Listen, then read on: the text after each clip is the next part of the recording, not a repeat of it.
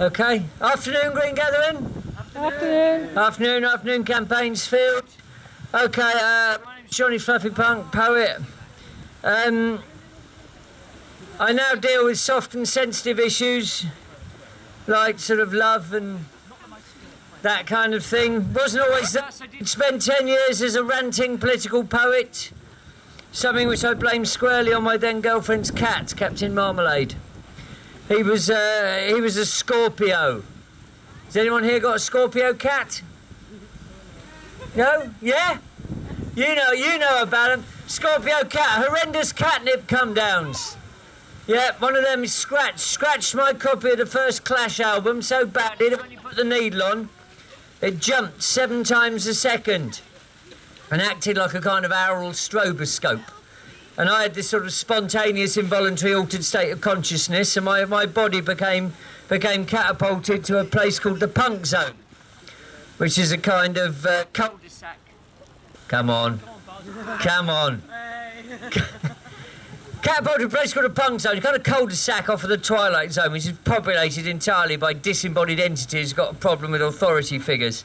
And to cut a long story short, I became possessed through my poetry for the next 10 years by the spirit of Lawrence Clarkson, who was a 17th century ranter and radical mystic, a man who was imprisoned during the English Civil War for invading church pulpits and swearing for 2 hours solid, without repetition.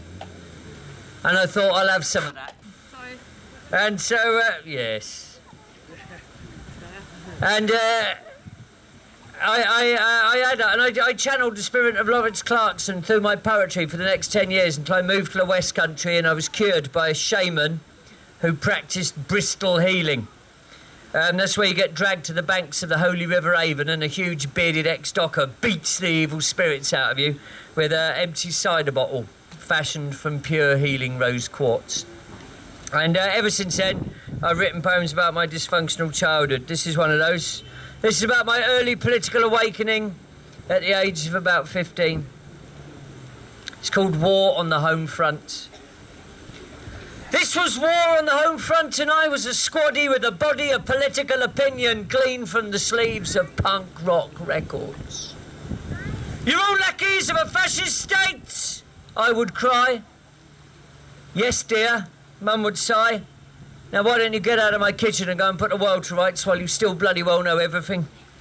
And we argued across the political divide and across the kitchen table, and I called for an end to the arms race, and I said if I were able, I'd smash up all the guns and tanks, and we'd burn down all the thieving banks, and we'd all live happily ever after, thanks, in small, self-sufficient, ecocentric village communes.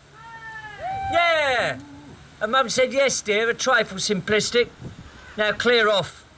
And she shooed me off my stool. It was autocratic rule and it's all a little foolish now, yes. But back then I saw red. Why? Why? Don't you respect me as a pacifist? I said, as I slammed her head in the kitchen door. Thank you very much indeed.